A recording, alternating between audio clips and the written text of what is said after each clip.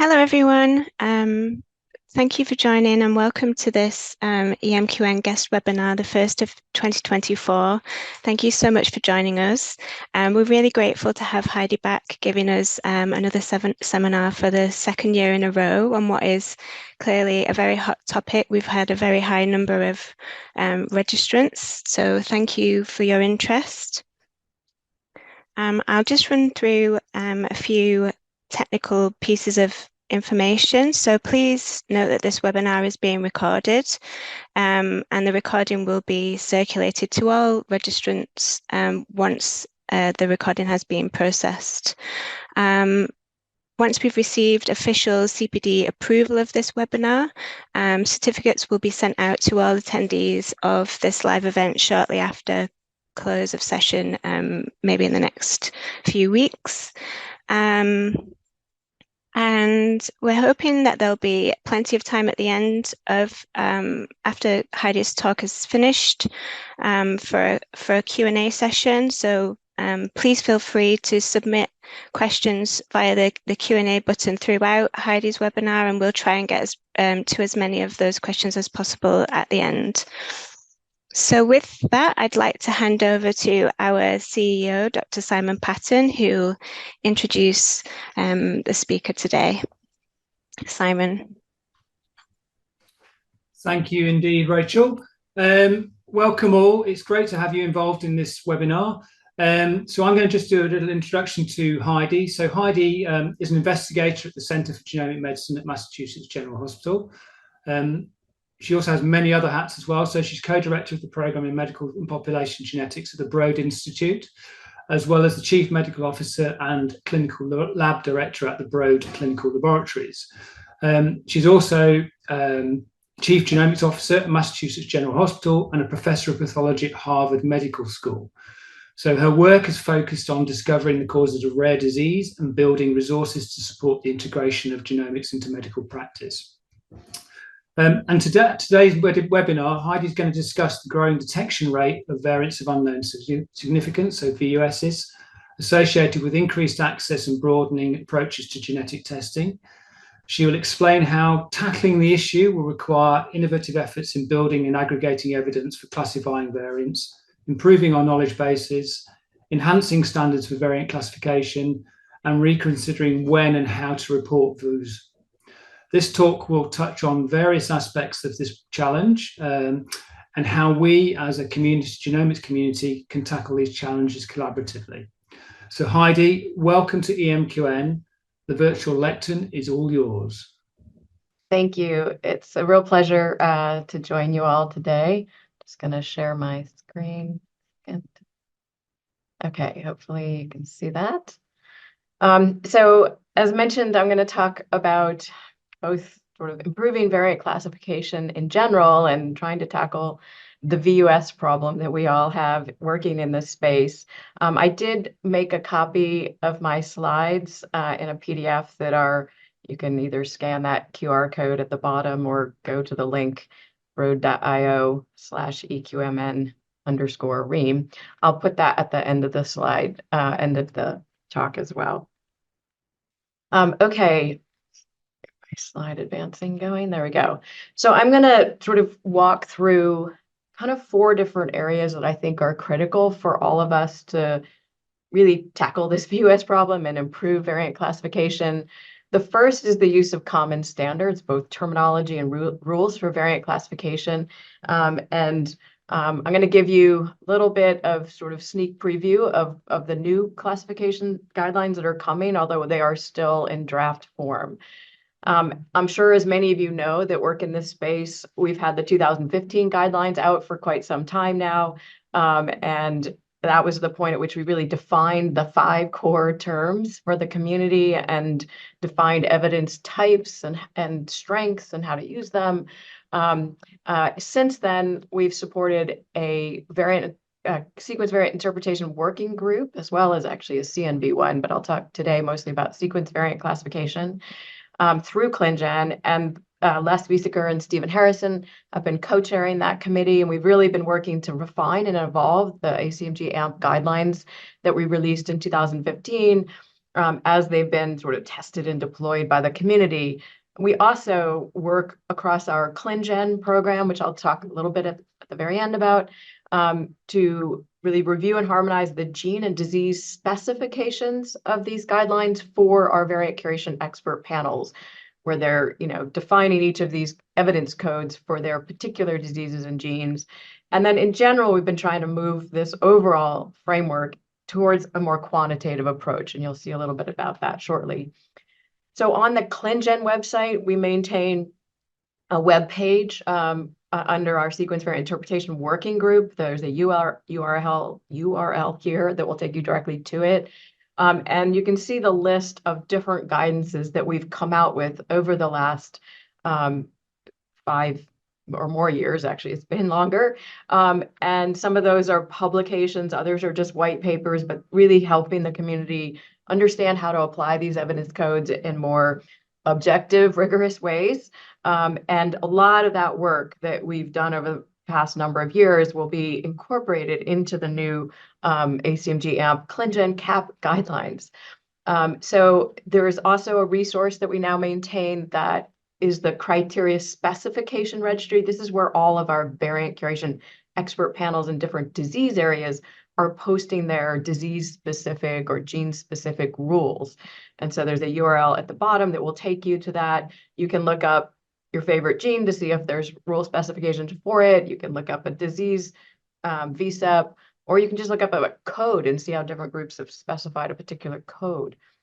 I'll also mention just recently in 2024, we published work of our low penetrance risk allele working group. Many of you that do sequence variant classification come across these variants that have much lower penetrance, or really even shouldn't be called pathogenic because they're so low. And probably a better term is a risk allele, akin to more of a GWAS sort of discovery. And so I just captured a figure from the paper that was just published. This group is led by Matt Lebo and Ryan Schmidt. And you can see the terms here in the bottom left, where we've now established different terms for risk allele, these really low penetrant end of the spectrum, where we establish risk allele, likely risk allele, uncertain risk allele. And then if there's contradictory evidence, it might be a refuted association that's been claimed. We've also established the terms pathogenic low penetrance. If you want to, it's still sort of in that mid-range of penetrance, but you want to specify that it's much lower, you can use those terms as well. So that, work is now published and you can refer to that. We've also worked with ClinVar so that these are now the terms that you can submit to ClinVar for these variants. So now moving on to the new standards that are under development. So we are actually labeling these now. We're going to formally version the different standards. The new version will be Sequence Variant Classification, or SVC version 4.0. The 0.0 means that it is our intent to actually formally update on a regular basis aspects of it. Instead of coming out with a guideline and then turning it over to ClinGen to separately sort of come out with additional guidance, we are now working all together, ACMG, AMP, CAP, and ClinGen as a 4-organization entity to develop these new guidelines. We've therefore, in retrospect, labeled V3, V2, and V1 for the prior guidelines. We're also been sort of back and forth with the C and V guidelines that have been being developed, and we're now we've been harmonizing terms, both groups moving to a points-based system. The CNV is now actively under development to use the same Bayesian framework that I'll show you in a minute. Eventually, there'll probably be one guideline across both groups, but we've sort of been working back and forth to increasingly harmonize these approaches. So this is the current committee that's been now meeting for quite some time, actually, as I'm helping to align the ClinGen efforts with these new professional guidelines. Les and Stephen are also co-chairing this committee. But there we are. All of our meetings are hybrid, or most of them virtual, because we span the globe.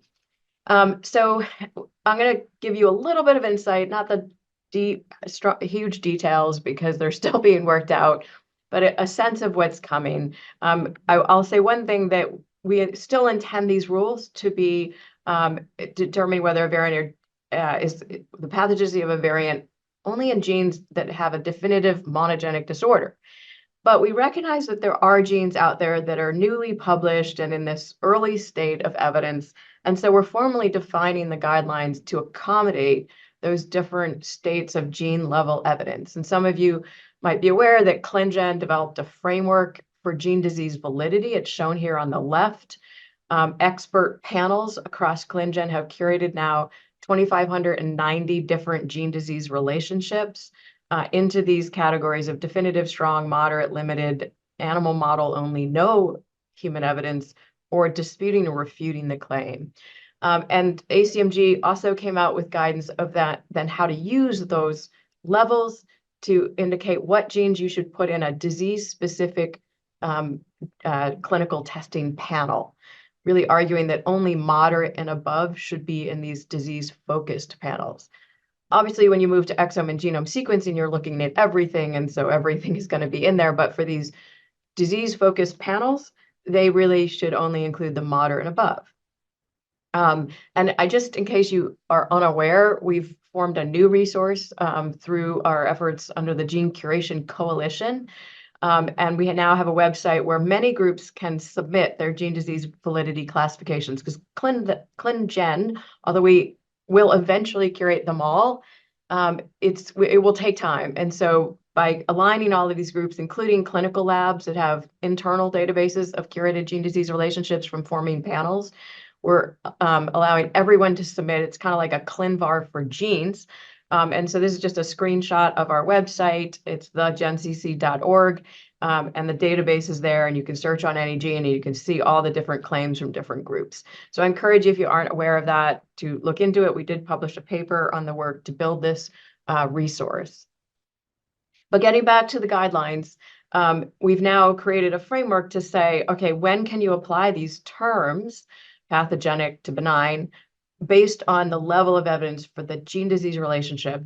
And the outcome is that you can use all of the terms of your gene disease relationship as definitive or strong.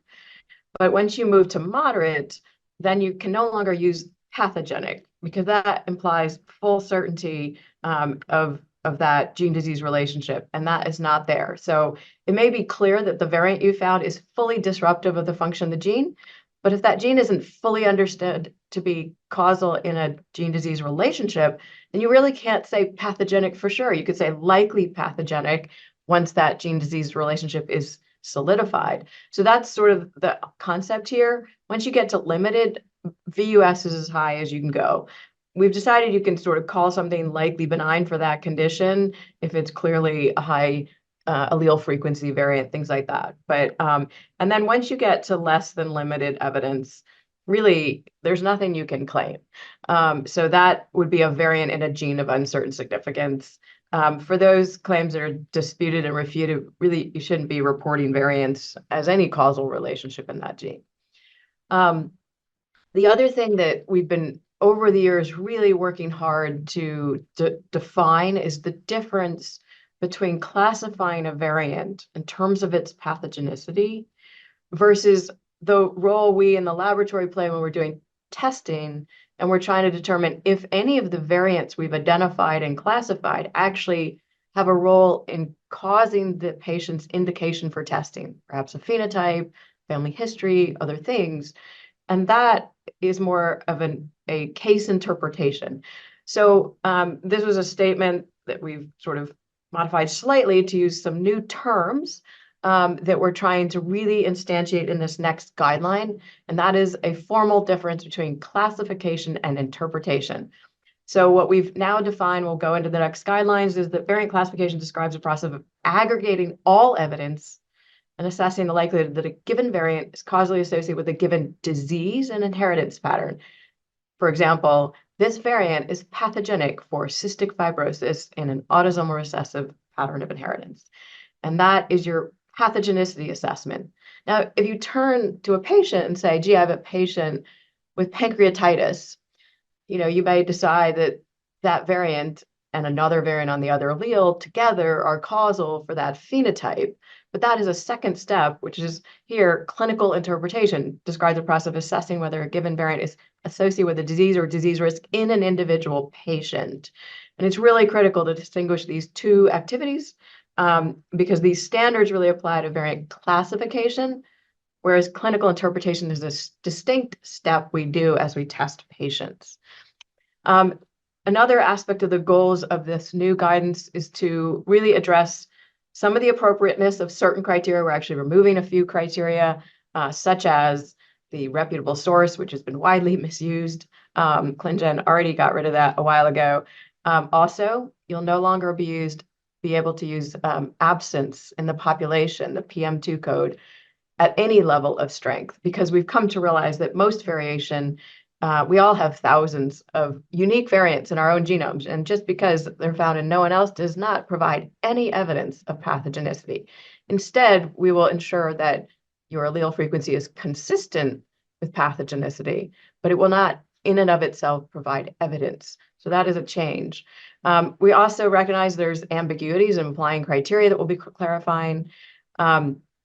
A lot of people thought that the strength that was defined by the primary code was unchangeable, even though we'd written you can change the evidence strength of the codes. And so that will be now more clearly adjustable. And then it was also very vague to a lot of people, like how you combine criteria across pathogenic and benign. Some people thought we meant to just call everything VUS if you had anything on both sides. That's not the intention. We'll clarify that and make a system that's easier to deal with evidence on both sides. And we will continue to incorporate updates from our ClinGen working group, which we now need to change the name of based on what my prior comments were. And where possible, we're moving to more quantitative parameters. So one aspect of that quantitation is actually moving the framework from sort of these buckets of strength of moderate, and supporting, strong, et cetera, to a point-based system. And some of you may have seen the paper that Sean Taptijan led, really defining this Bayesian framework with an odds of pathogenicity shown here. We then adapted that into a points-based framework. And that is the system that we'll be using. And all these points will map into the 5 major categories of pathogenicity. This is not finalized. These codes will change, I am sure of it, but we're changing the codes to, again, not include the strength of evidence, because that will be conveyed by points. But it will try to be codes that are a little more intuitive as to what we mean by them, like population, allele frequency and observations and impact and things like that. We're still debating some of these codes, but there'll be codes that hopefully will be a little more intuitive than like, what is BP4 sort of things. And a lot of the framework will have these decision trees. I'll show you one on the next slide, but they kind of start out with, what's your variant type? Is this a nonsense variant, a missense variant? Things like that. Then you'll assess some of the predictive data. Does it predict nonsense-mediated decay, or are there splicing predictions? Things like that. You'll then assess the exon and transcript relevance. That was often a step that was not done well by the community. So it's like explicit step in the process. If your variant's in an exon that's alternatively spliced out, then you really need to consider that.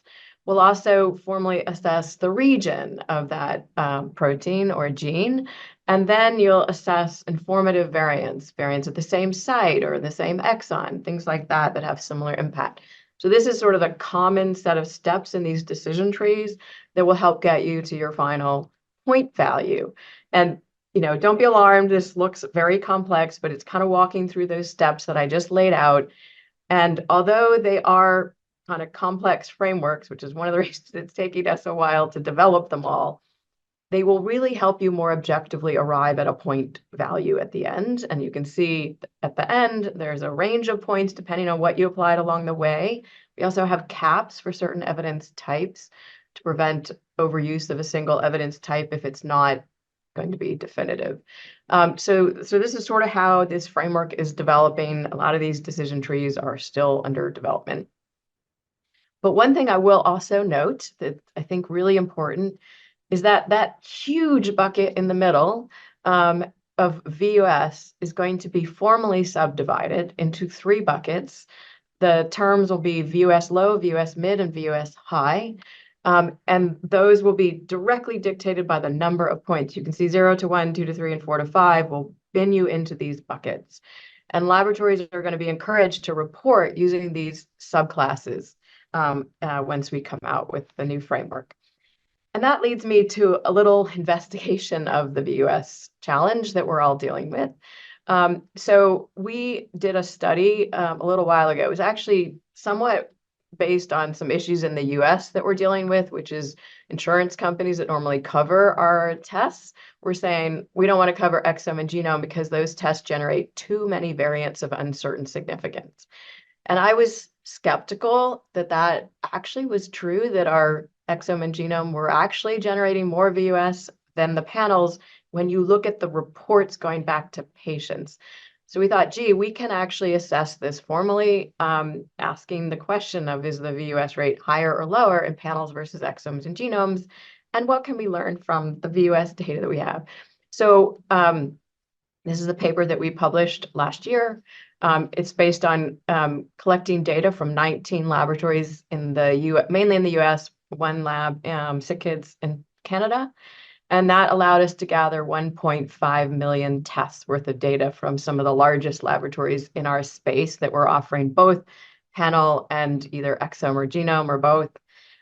Most of the data, based on what's being offered today, is from panels. Almost 97% of the tests were panels, but we did have almost 50,000 exomes and genomes across these laboratories. And they came from a reasonable diversity of backgrounds. So what we were clearly able to show from this study, if you look at the bottom left panel, is that the rate of VUSs reported, basically the rate of inconclusive reports due to a VUS, at least one VUS, could be more, was statistically significantly higher in panels compared to exomes and genomes. And as you might predict, if you look at the size of the panel plotted here in the top panel, it goes up as more genes are added. No surprise to any of us that run clinical labs and do genetic testing. But it is somewhat non-intuitive surprise to see it drop off when you get to exome and genome.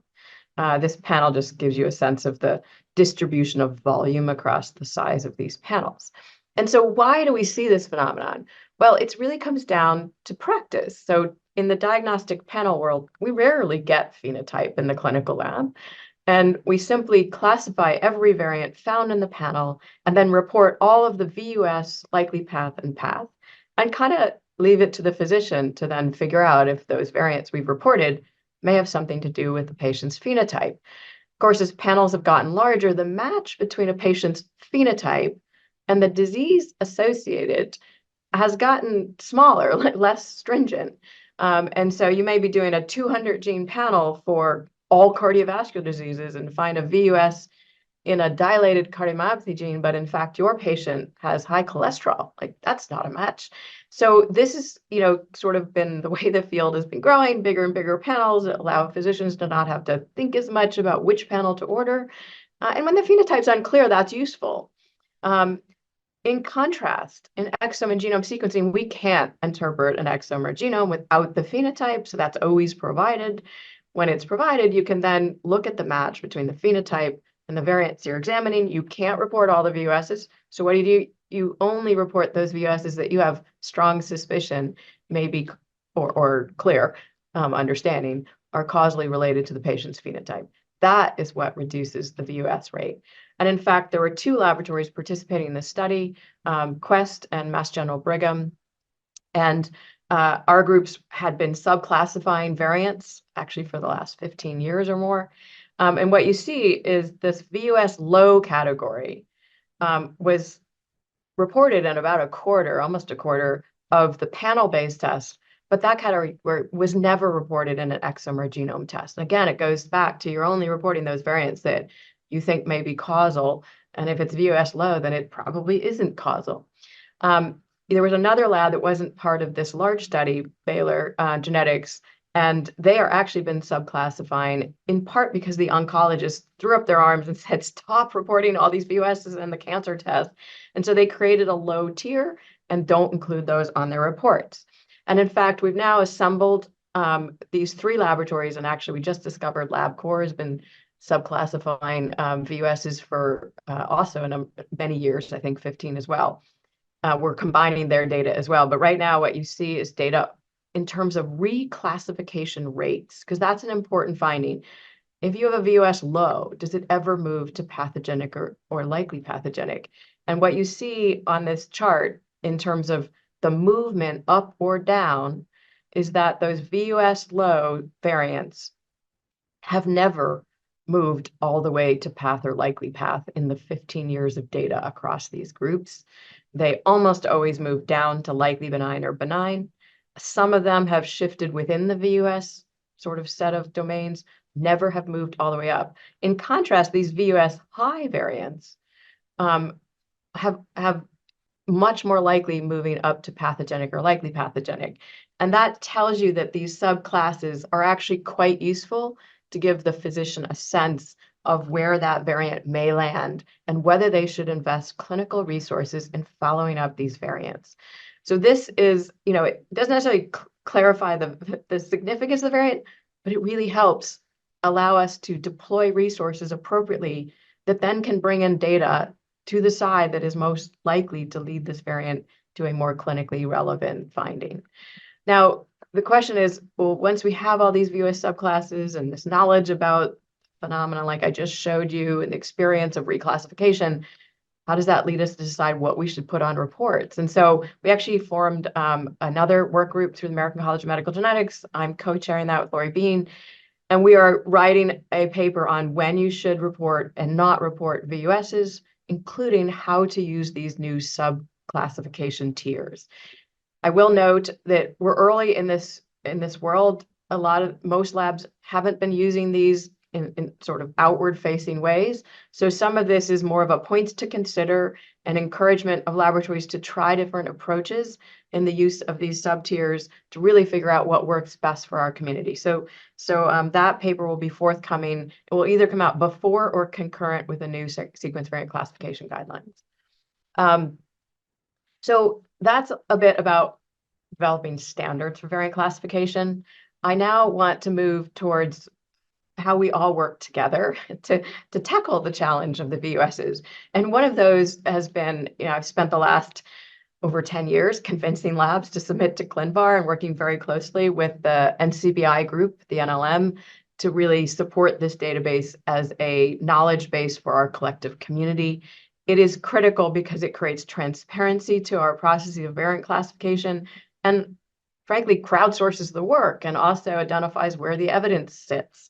So this is a critical piece of how we all do work in this space. And if your lab has not yet started submitting to ClinVar, I strongly encourage you to do so.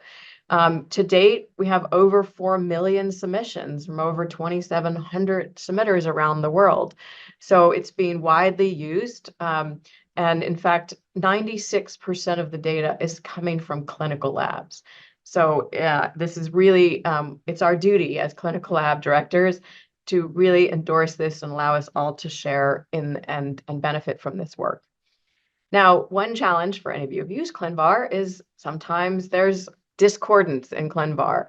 And in looking at the total numbers, about the last time we checked, it sort of varies, but there are about 17,000 variants for which there are what we consider medically significant conflicts. So a difference between one lab calling it either path or likely path, and another lab calling it VUS likely benign or benign. There's yet another 4% that is in this VUS versus likely benign. It's sort of less medically significant, but still impactful. So we now have a project to try to tackle some of these challenges in terms of these conflicting variants. Because sometimes you'll go in there and be like, oh, 30 labs say X, one lab that submitted 10 years ago says Y. Well, it's really kind of annoying that that's conflicting. Clearly, the one is very old. So can we clean this up?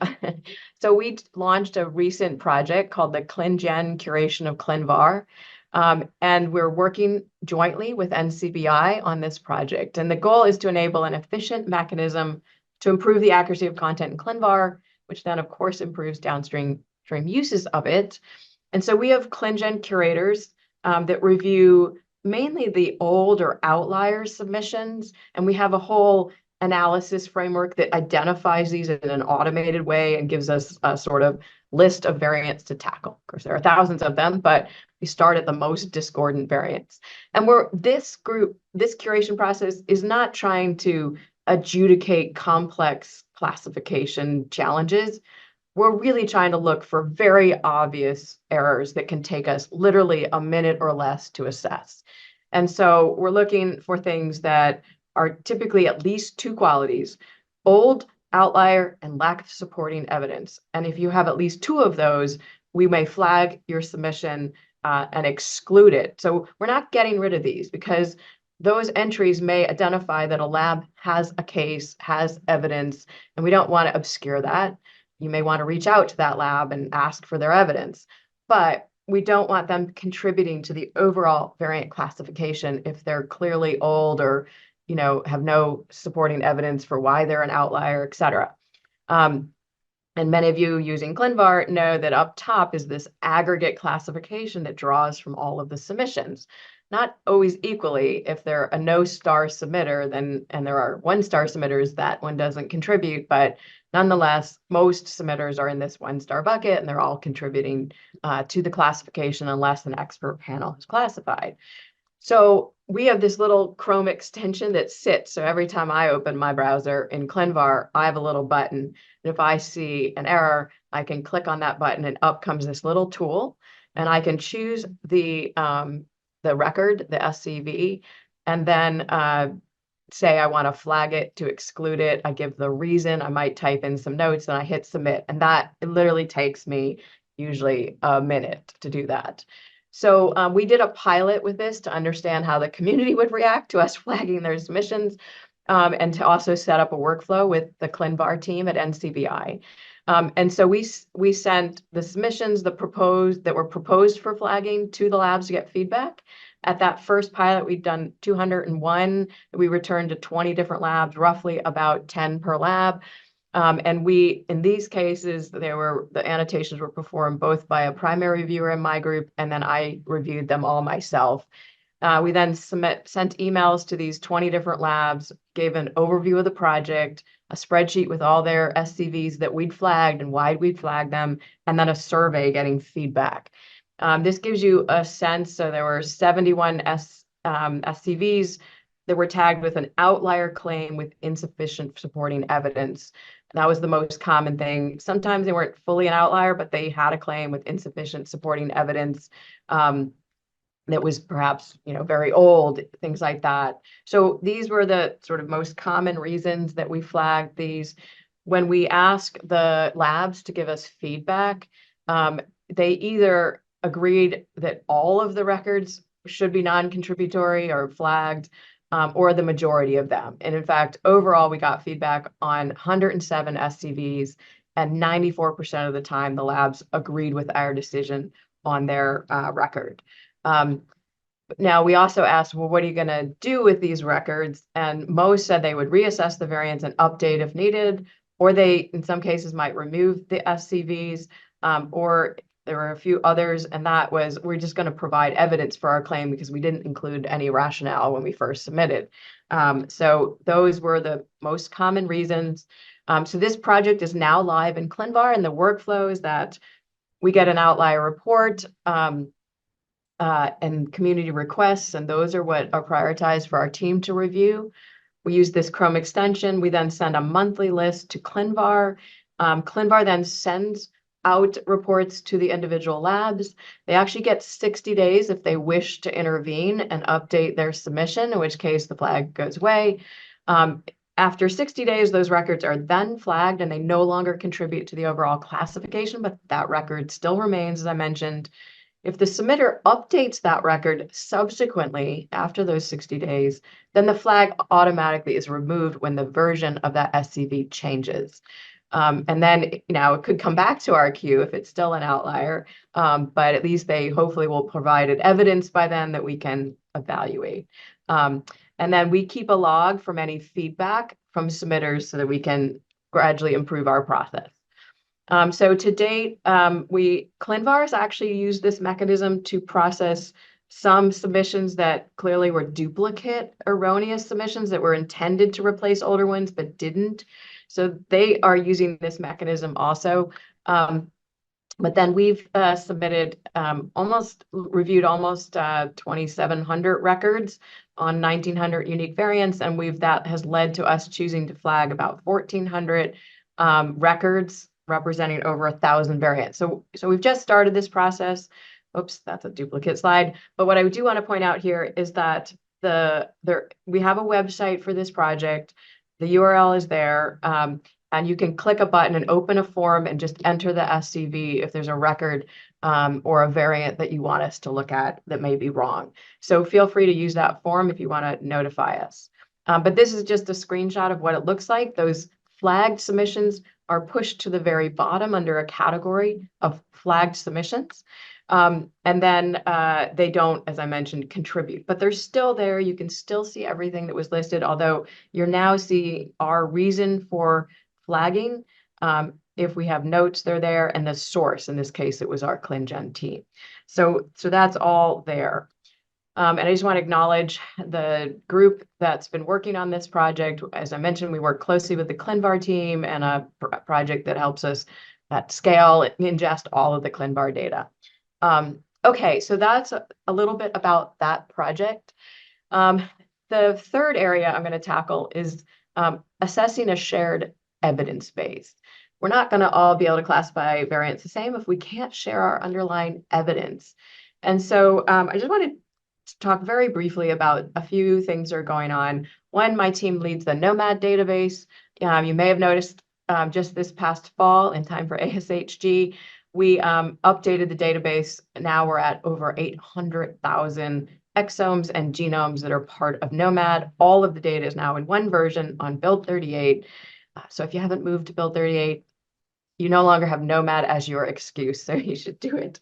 One critical thing is the question of diversity of data in this database. Now, we put the entire UK Biobank exome data into gnomAD, so undoubtedly that led to a lot of European ancestry individuals entering gnomAD if you look at V4 compared to our prior versions. But you'll also notice we did get an increasing amount of non-European ancestry individuals. In fact, there are 169,000 samples in V4 with many different areas going up. Now, what's interesting is most of us who use gnomAD for rare disease variant classification, what we're basically doing is looking to see if the allele frequency is high enough to exclude it as causal, right? So what we did is we looked at, okay, in the current gnomAD, which has about 800,000 individuals, how many variants now have an allele frequency over 0.1%, which clearly we'd all argue is largely not going to be causative for rare disease. I'm going to just flip back for a second. You can watch the bar on the right go up. So as this huge increase in European individuals went up, what you might have noticed is that this little blue bar on the top didn't change almost at all. That is because we've largely saturated our understanding of common variation in individuals of European ancestry. In contrast, you saw a whole lot of movement of these bars from other ancestries. We have not saturated our understanding in common variation in non-European individuals. That is why it's so critical that we bring more non-European data into this database. And in fact, adding a lot more European data for the main purpose that gnomAD is used for is not really doing much. So we're really trying to focus our efforts now on really deriving diversity. We have two major efforts going on. One is to add the 450,000 genomes that will come from the All of Us program, which has over half of its data from individuals of non-European ancestry. And so that will help diversify. We're also working on launching what we call federated gnomAD. And so we're working with these different groups around the world to teach them how to process their data, which they are not able to send to our team at the Broad. It can't physically leave their country in many cases. And so we're trying to teach them how to process that data and arrive at an aggregate set of allele frequencies that we can then merge with our gnomAD database. So that is a plan that we're now working towards, and starting to work with these different groups and welcome participation from other groups around the world. Okay, so that's a little bit about gnomAD as a resource to help tackle the VUS problem. We also are trying more strategic ways to get at the underlying evidence. Many people contact me or our group and say, I found my variant in your gnomAD database. It's in one individual. Can you tell me the phenotype of that individual? And our answer, unfortunately, is no, we don't have access to that data. We've removed largely individuals recruited for severe pediatric disease, but it's a general population database. Individuals in that database do have rare diseases, like the population does. And we can't really say anything about the phenotype of individuals in gnomAD. So we really need a better strategy for getting access to phenotypes of individuals with variants that you all are trying to assess. So some of you may be aware of our platform, the Matchmaker Exchange, where we try to match groups that have candidate genes, and that's been working brilliantly for novel gene disease discovery. But what I'm tackling here is you have a variant that's a VUS, and you just want to look up every patient in the world and find their phenotype who has that variant, right? We've all wanted to do that. So we're working on this stage, what we call one-sided matching. You've got a candidate and you just want to query raw data, everyone's genomes around the world. So we call this variant level matching. Someday we'll just all toss all the data into one big pile, but we're not there yet as a globe. So this is an example of using a database that is allowed querying of their raw data. The Variant Matcher database, which is the same group at Johns Hopkins that brought you Gene Matcher for our Matchmaker Exchange. This group allows you to just register as a user and go in and search their database. So this is me up here searching with my patient's phenotype with this particular variant, and immediately I got back, a listing of 8 individuals, 4 of whom were unaffected parents of a proband. But the other 4 each had different phenotypes, none of which matched mine. And so I was able to quickly rule out that variant as causal. That was quite useful. So this is a scenario. However, I don't think any of us want to go around the world logging into 1,000 different databases one at a time to see if there's any cases in there with our variant. What you really like to do is log into one system and search and get access to everyone's data. So that is what we're trying to build. We're working with the Global Alliance and the standards developed there, particularly using the API from the Beacon version 2 project and other researcher authentication standards through passports to create a federated variant level matching network.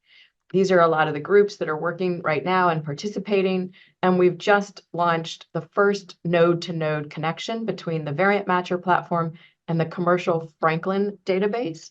So just to give you a sense, if you're in Variant Matcher, at the bottom, it defaults to automatically giving you data from Franklin.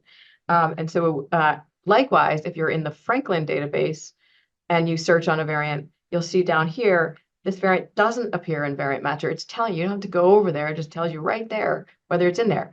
Now, here is a different variant. That variant was found 726 times in Variant Matcher, 144 of whom were homozygous. That's probably enough to rule out your variant right then and there on causality for a rare disease. But maybe if it was just one or a few cases, if you want to go look at those phenotypes, you click on the link that's right there. It drops you right into Variant Matcher, and you can look up the phenotypes. So it's really helping us all get access to this data to help classify variants. Okay, on to the last piece of the puzzle. Sometimes we just all disagree on the classification of variant, and we need experts to weigh in. And so we've spent a lot of time building infrastructure for expert consensus, and that is through the ClinGen program that I mentioned briefly earlier. So we really work to help individuals, our community, aggregate genomic and health data from different sources and curate, asking 4 different types of questions, either gene disease validity, we have gene curation expert panels, variant pathogenicity through our variant curation expert panels, dosage sensitivity, this helps the cytogenetics community when it's detecting large copy number changes, and then actionability. if I find this pathogenic variant in the individual and I return it, is there an action that can be taken medically to improve outcomes? So these are all of our domains of curation. And it's really to create this authoritative central resource that defines the clinical relevance of genes and variants for use in medicine and research. Project started now over 10 years ago. It's primarily funded by the NIH through 3 core grants. I have one of those grants, but there are 2 others. And now over time, I think there's over now 20 different disease focus NIH grants from the different NIH institutes that have been funded. We have an amazing leadership team shown here. Power to a lot of women in this program. You can see the lack of gender diversity on the opposite end, but anyway. So amazing group of people. And over the last decade, we've assembled expert panels across 15 different clinical domain working groups that are major clinical areas. We actually have, I think, like 113 different expert panels, and they encompass volunteers and experts all around the globe that have expertise in their respective domains. We also engage more junior people that are learning about genetics as volunteer biocurators that participate in these groups. And so I do want to just say, if you're not already involved in ClinGen, come to our website and you can learn about how to get involved. Either you can click on a link to sign up as a biocurator. We will train you on how we do curation. Your work will be overseen by the experts in that panel. Or if you are a disease expert and you want to actually join a specific working group or even form your own new group, because we may not have one in your area, you can actually either reach out to our existing clinical domains that your group might fall into, or a specific expert panel you want to join, and ask to join that group. And we actually have done a survey of all the many reasons that groups participate in this effort, but it's really a wonderful opportunity to engage with the community, to contribute. It's usually only 1 hour call a month, so it's not a huge time commitment. So encourage you to sign up. I also want to announce, launching today, a new forum through the efforts of the Global Alliance for Genomics and Health, which I am the new chair of, and ClinGen. We are jointly launching what we're calling the Clinical Genomics Laboratory Community. And the goal here is to really foster collaboration, aid in informing the development of standards and best practices, and also facilitate knowledge exchange and a shared evidence base. And so we're asking, clinical laboratory members to sign up if you're interested in being part of this community. This is actually a list that we will use for things like engaging feedback on the sequence variant classification standards. I've been gradually assembling a list of groups interested in piloting those standards. I think I have 90 people on that list that Stephen and I have been collecting. But we want to make sure that this is not just a US effort and that it engages the global community. We actually do have people from the not in the US on that committee already, but we want more engagement. And so if you're interested in informing the standards, we're going to send a survey about that VUS reporting work group I also mentioned. I'm working on a survey, and that's going to be sent out through this community. And then we'll also have workshops and, different ways to engage this community and understand their needs. So there's a little survey of different areas and the opportunity to say, hey, would you work on this thing that's troubling me? So you can fill out that survey and sign up. As I mentioned, all of my slides are accessible by this link at the bottom. And I'll actually maybe paste this link in the chat once I drop my slides off the screen so that you can get access to all these slides, all the URLs. Anything you want to sign up for will be in there. So with that, I'm going to stop and hopefully we have 10 minutes for questions. So stop sharing. Great. All right. Thank you. Yeah. Thank you so much, Heidi. That was such an informative talk, and a huge amount of work, and the resources that have been made available to the clinical genetics community are invaluable. So I think everybody's really grateful for the hard work that you do and the amount of thought that the working group are putting into the new classification guidelines. I'm sure people are reassured by that. So we have had a couple of questions. Simon, would you like to ask the first question? Yes, thank you, Rachel. Yes, I'd just like to, Heidi, obviously mirror Rachel's points. I mean, I think from a community perspective, it's very clear to us that no, we're not going to advance any of the work that you've been talking about without in community engagement. And I think it's key as a community. Genomics is all about community, and the more we can involve the whole user network, I think the better it will be for the end result. I've got a quick question about the SMD guidelines themselves as well, because we've been talking about those guidelines for quite a long time, and you've shown us how much work is going into it and to reclassifying it all. What's been the biggest challenge with writing those guidelines? I mean, the biggest challenge is really deciding on all of the point values and how much effort we put into every possible nuance of, well, what if your variant was an exon that is not present in all transcripts, but you're pretty sure it's present in the main one, the main select? Like, do we cut your point value in half based on that? You're not, there's, as we all know, as experts in this space, a lot of times you're using professional judgment, and it's difficult to be like, oh, well, that should get you 3 points, or that should get you 6 points, or we should cap this set of evidence at this many points. Those are, still largely judgment questions. And so trying to come up with this framework that considers all of these different factors is just difficult to articulate them all. And we're sort of in this constant battle of, somebody brings up some, less common thing. We're like, okay, that'll be for version 4.1. Let's focus on the core things, because everybody's getting really antsy for us to get this guideline out. So we're constantly like going back and forth, like, should this be 2 points or 5 points or this many points, or do we have to describe this? And, it's a start codon, variant. How do we give them guidance to look at, should they be concerned that could start downstream? What evidence is out there for an individual laboratory to assess whether there could be downstream start codons if you disrupt the first one? And a lot of cases, we don't have good tools to give the community. So we're struggling with how to give guidance when there actually isn't good evidence in the field to even tell us what to do in these challenging situations. So that's been a lot of the reason it's taken us a long time, is to try to make these decisions when there's no gold standard answer to them. Yeah, I had a feeling that might be the case. I mean, I'm certainly looking at from our quality assurance activities we're doing in this area.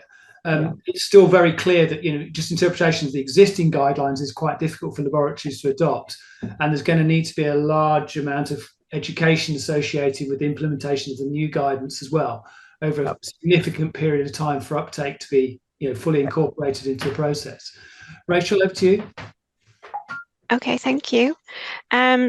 So obviously one of the big changes that's coming with the new guidelines is the subclassification of VUSs, and you displayed that really nice graph to show how the interpretation of VUSs can change with time.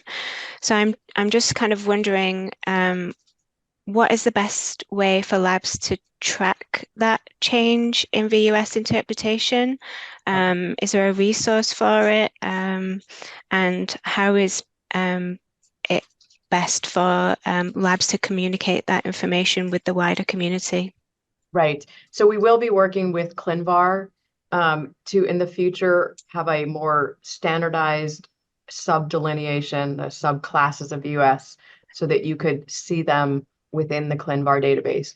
Now, the labs I mentioned, certainly Mass General Brigham Laboratory for Molecular Medicine, if you read our evidence summaries, the last sentence actually tells you whether that VUS is, we use different term, not VUS low and high, but VUS favoring pathogenic, we'll make statements. The same is true of some of the other labs. So there are actually clues in there. But in the future, we're going to be encouraging these subclasses to be written on the reports so that the physicians, and we've been doing that, and our physicians have been extraordinarily grateful for the last 15 years that we've been doing that, because it really helps determine whether they should invest those resources in following up and the likelihood that might change towards pathogenicity. Whereas statistically speaking, most VUSs actually become benign or likely benign over time. And so a lot of physicians don't want to waste their time when most of them are going down.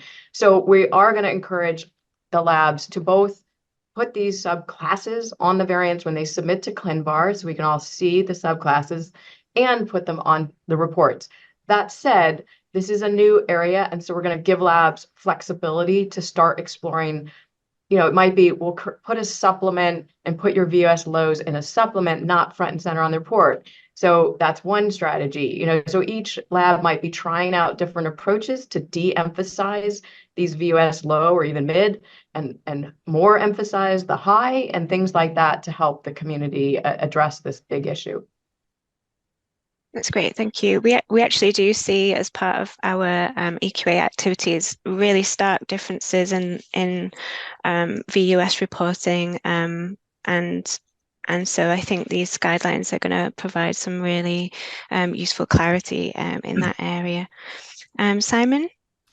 Yeah, I'm really interested in the bit you gave, Heidi, on the ClinGen curation of ClinVar. So, I think that's a very ambitious project, and 5% of the variants there look like they're going to need to be reclassified. When you first presented it, I was concerned about whether you were going to get through those 17,000, but it sounds like you've made good progress already. How long do you think it's going to take to get through to that stage? And do you foresee, for example, a role in? I mean, you're using manual creation as well as curation, shall I say, as well as support from the community. But do you see a role in the use of AI, for example, in supporting that as well? Well, in the very beginning, we were hoping that we might be able to automate some of these sort of flagging sort of systems. Having done this now for quite a few variants, it is just really difficult, because just because someone didn't include evidence doesn't mean it's wrong. Just because it's old doesn't mean it's wrong. Just because it's an outlier doesn't mean it's wrong. And so, we've found that it's actually quite difficult to automate this. That said, the way we've developed our tools and our process makes it pretty quick. I've done hundreds of these myself. And what we're hoping is our expert panels, when they tackle a particular disease area, their team will first go in and do this process for the genes that they're tackling to get rid of the quick and easy things, because they shouldn't spend a month classifying a variant if all you're really trying to do is get one wrong entry out of the system, right? Just do that with the 1-minute approach, right? And then they can spend their time on those variants that are challenging, that there isn't an obvious right answer, and you really need to bring the evidence from all the clinical labs and all the participants of the expert panel and thoughtfully figure out what that classification should be. So we want those groups working on the ones that are the challenging variants, and not wasting their time on things that you can just quickly resolve with this quick process.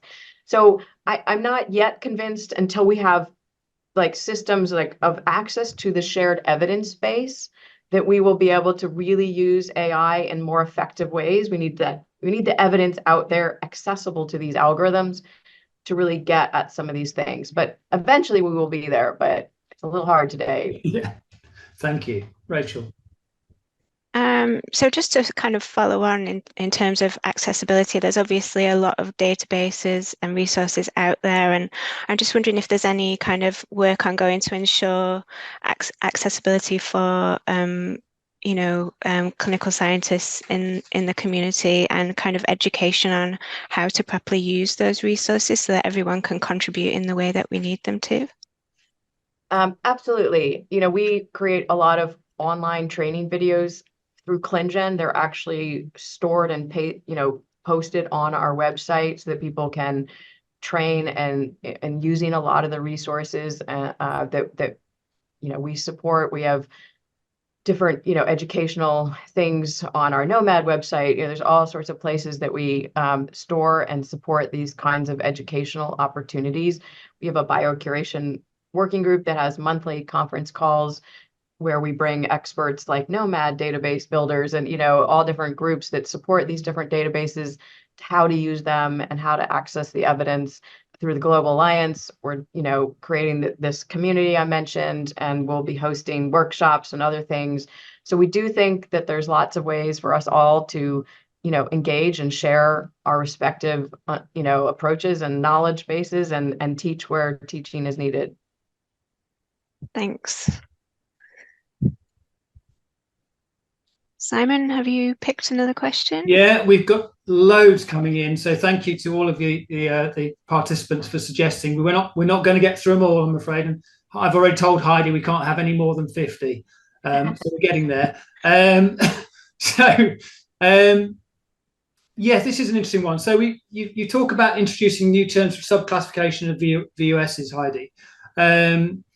One of the participants is asking, do you foresee the naming of these terms being changed at all? Are they still for debate, or are they fixed? Because they're obviously from a community perspective, people are trying to start to engage with that idea. So is that fixed, or it's still for debate? By the VUS low, mid, and high terms. Yeah. So we did a lot of community engagement and surveys on those terms. It was not easy because, and there were all sorts of things voted on and considered. So I don't think we're going to change that. We went through an extensive amount of decision making on that. So they're probably set. I think we've got so many other things to work on. I don't think we're going to revisit that one. But yeah. Okay, thank you. Rachel? So this is it's kind of quite a specific question, but it's one I think that is really important. So now that we're not going to be using PM2 to classify variants based on kind of frequency in the general population, one of the participants is wondering, do you expect that many variants will fall back from VUS to VUS from likely pathogenic, and how do you recommend that labs deal with those variants? Well, it's a good question as to how likely that is. And it really comes down to how rigorous the original classification was. I do find with the current framework that I watch people sort of have their own idea what they want to classify the variant as, and then manage to use whatever codes they want and the way they want to get there. Like in some ways that there's so much subjectivity to the current framework that it lends itself. So if you were someone who tended to overclassify with the prior framework, then it's going to be no surprise that in the new framework, a lot may be dropping. On the other hand, if you were someone who were more sort of rigorous with your classification, then I actually don't think much will change. We're just trying to create a guideline that is a little more objective and really making sure that evidence isn't double counted, that you're not overweighting things like absence in the population. I mentioned we're getting rid of that. So I think it sort of depends. It's going to be a bit lab to lab as to how this plays out, and will be a little bit governed by how your variant classification practices were prior to the new guideline. Great, thank you. Simon, I think you've chosen a question to ask. Yeah, I have. So, I mean, I'm delighted to see there's a lot more developments in the line of federated data sharing, Heidi, because I think that is the way to go in terms of sharing these diverse data sets. And the work that's been done around variant Matchmaker was really interesting. Is there, one of the questions is asked, is there an API available for variant Matchmaker? Yes. So the Beacon version 2 API is the API that we are using for developing this network. If you're interested in participating, please reach out to me. We're actually going to be having a workshop for VLM at the next Global Alliance Connect meeting in Switzerland coming up. It'll have both virtual attendance allowed and in person. It's in 2 weeks, I think. But we also have regular monthly calls for those groups working to implement that API. So we have a variety of different venues where we're engaging this community that's working to launch a much larger federated network and how to go about doing that. So if anyone is interested in hooking your database up to this network, please reach out to me. Okay, thank you. Rachel, we've got time for more? Yeah, just one more. Did you say? Sorry. Have we got time for one more? I'm sure we have. I think so.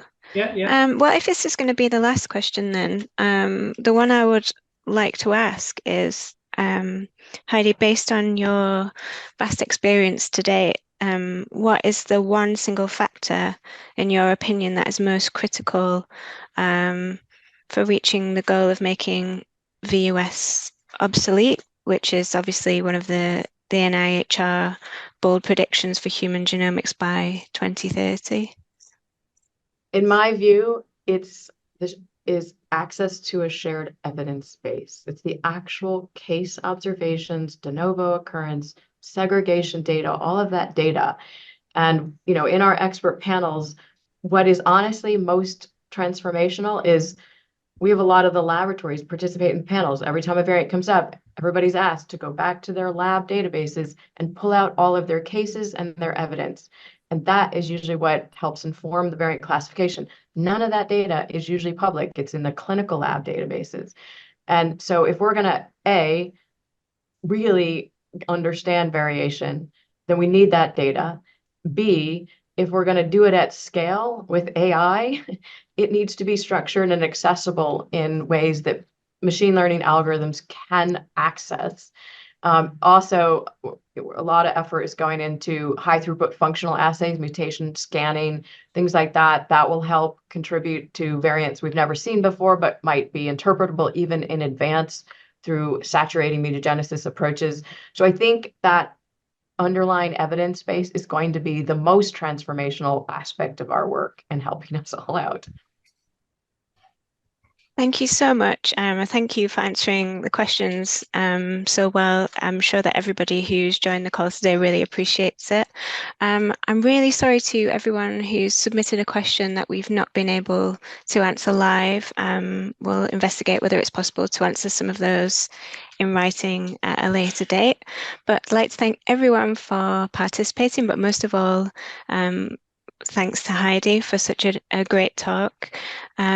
And we'll see you all again in the future. Thank you, everybody.